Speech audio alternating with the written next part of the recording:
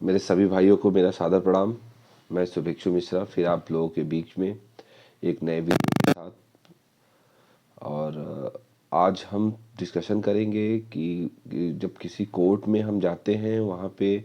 जितने स्टाफ होते हैं सारे स्टाफ के बारे में आज हम डिस्कशन करेंगे।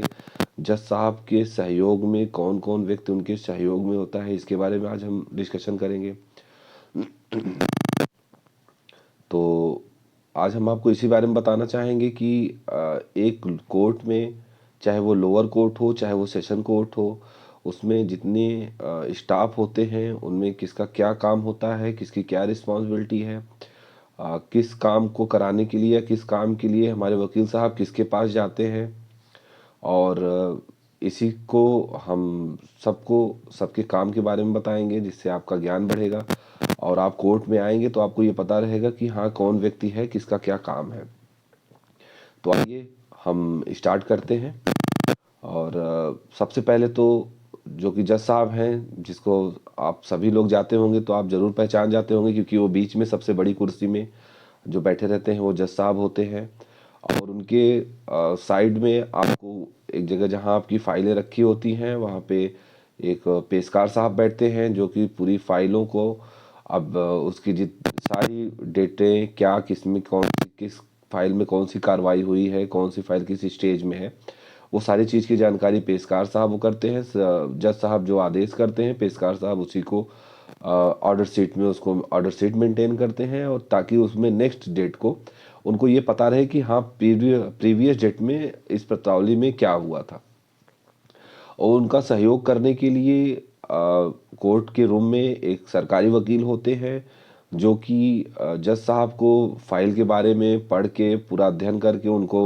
ब्रीफ करते हैं कि सर ये ऐसे ऐसे मामला हुआ था, इसमें ये चीज़ हुआ है। अगर किसी गवाह को बुलाना होता है तो फिर गवाह के लिए सम्मन होता है। अगर जो प्रोसीडिंग जो कोर्ट का प्रोसीजर है उसके हिसाब से चलने के लिए कोर्ट साहब उसमें अपने वादी द्वारा या डिफेंस के, अगर प्रोसिक्यूशन डिफेंस के वकील द्वारा किसी स्टेज पे क्या फाइल चल रही है इसको बताने के लिए कोर्ट साहब होते हैं। और एक आप देखे होंगे एक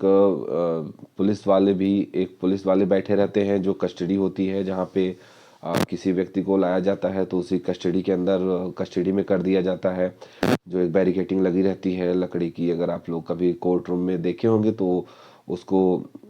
फिर वहाँ पे जो कोर्ट मुहर्रिर बैठते हैं उनकी एक रिस्पॉन्सिबिलिटी है कि जितने बंदी आते हैं या कोई जेल से आ रहा है या कोई व्यक्ति किसी चीज़ में कोई छोटे मामलों में सरेंडर कर रहा है,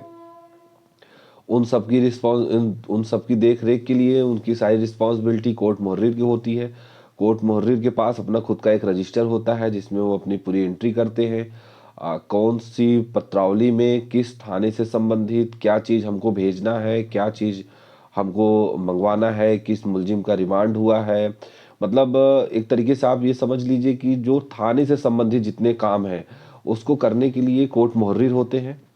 और जज साहब को जब ज़रूरत पड़ती है, जिस पत्रावली में जो फाइलें उनके यहाँ चल रही हैं, जब उनको ज़रूरत पड़ती है कि हाँ अब हमको इस चीज़ में हमको यहाँ पे इनका सहयोग चाहिए, तो वो कोर्ट मुहर्रिर को बुला के उनसे पूछ लेते हैं। बाकी अगर किसी पेपर की आवश्यकता होती है तो अगर उनके पास रहता है तो कोर्ट मुहर्रिर जज साहब को तुरंत प्रोवाइड कर देते हैं, नहीं तो अपने पैरोकार द्वारा संबंधित थाने से जिस पेपर की ज़रूरत होती है उस पेपर को मंगवाते हैं। जिसका थाने से और पुलिस डिपार्टमेंट से जो संबंधित काम है, चाहे वो एसएसपी साहब के यहाँ का हो, चाहे वो सीओ साहब के यहाँ का हो, चाहे वो संबंधित थाने का हो,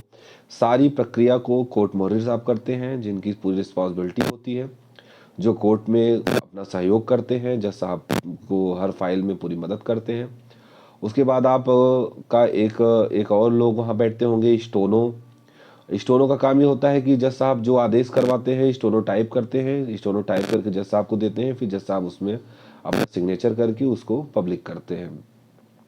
और एक जो अर्दली होते हैं जो जज साहब का पूरा काम धाम देखते हैं, आप देखते होंगे वहाँ पे एक व्यक्ति ऐसा होता है जो जज साहब के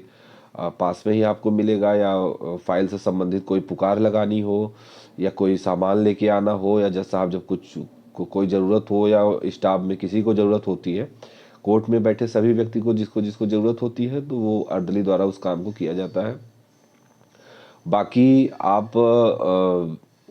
एक जैसे कोर्ट को एक लोअर कोर्ट होता है, जिसमें लोअर कोर्ट में 7 साल से कम सज़ा की जितनी धाराएं हैं, जितने सेक्शंस हैं आईपीसी में, वो सारे ट्रायल बाय मजिस्ट्रेट जितने भी सेक्शंस हैं वो आपको मजिस्ट्रेट कोर्ट में मिलेंगे। मजिस्ट्रेट कोर्ट को जिसमें सीजीएम साहब बैठते हैं, सीजीएम साहब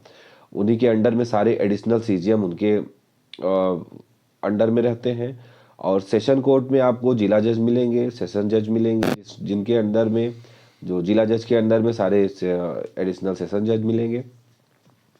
और ऐसे ही हर जगह हर स्टाफ को डिवाइड किया गया है। जैसे आपकी जो पत्रावली होती है, जिसमें कस्टोडियन एक हर संबंधित थाने से जिस संबंध से उनकी एक ऑफिस होती है, ऑफिस में सारी फाइलें रखी जाती हैं, जिनके एक कस्टोडियन होते हैं और जो उनको बाबू भी कहा जाता है। बाबू, उनका काम ये होता है कि जो डेट लगी है उस डेट पे सारी फाइलों को कोर्ट में ले आए और पेशकार साहब के पास उसको रख के अपने अपने उनकी एक स्वयं की डायरी होती है, जो उनके ऑफिस की डायरी होती है, और उस ऑफिस की डायरी में वो डेली उसको चढ़ाते हैं कि आज इतने मुकदमे इतनी फाइलें आज हम कोर्ट में दिए हैं। और फिर उसके बाद वहाँ पे जो जब पूरी प्रोसीडिंग हो जाती है, उसमें जो डेट लगती है, फिर वो जो डेट लग के फिर ऑफिस में आती है, ऑफिस में फिर उसके बाद वो डेट काटते हैं कि आज इस फाइल को में अब दोबारा ये डेट लगी है। बाकी हर काम के सहयोग के लिए, जैसे जो प्रोसिक्यूशन का व्यक्ति होता है, जिसको वादी कहा जाता है, उनको सरकार की तरफ से सरकारी वकील मिलते हैं हर फाइल में, ताकि सरकार की तरफ से उनका मुकदमा लड़ा जाए। जो जो कोर्ट साहब होते हैं सरकारी वकील, वो जो जिसके ऊपर कोई अब मतलब विक्टिम होता है, उसको एक सरकारी वकील दिया जाता है, जो उनकी फाइल को सरकार द्वारा उसमें अपना कार्यभार संभालते हैं, उसमें अपनी रिस्पॉन्सिबिलिटी वो करते हैं। जो उनका कार्य होता है वो जज साहब को पूरा ब्रीफ करते हैं मुकदमे के बारे में। और बाकी मेरे तो हिसाब से जो जो व्यक्ति मुझे लगे कि नहीं आपके बीच में मुझे उस चीज़ को साझा करना चाहिए, तो मैंने सारे लोगों को आपको बता दिया है। अगर मान लीजिए किसी से भूलवश मुझसे कोई छूट गया हो या मैं उनके बारे में ना बता पाया हूँ, अगर आपको कोई लगता है कि हाँ कोई व्यक्ति अगर है जिसके बारे में मैं भूलवश मैं नहीं बता पाया हूँ, तो आप कमेंट बॉक्स में अगर मुझे उनके बारे में आप मुझसे पूछेंगे तो मैं ज़रूर उनके बारे में भी आपसे पूरी वो करूँगा। एपीओ के बारे में और डीजीसीसी के बारे में मैं थोड़ी सी और आपको जानकारी देना चाहूँगा। एपीओ का फुल फॉर्म होता है असिस्टेंट प्रोसिक्यूशन ऑफिसर, ये होते हैं एपीओ होते हैं। और डीजीसी होते हैं डिस्ट्रिक्ट गवर्नमेंट काउंसिल क्रिमिनल। इन सब चीज़ों को आप याद करके रखेंगे। और किन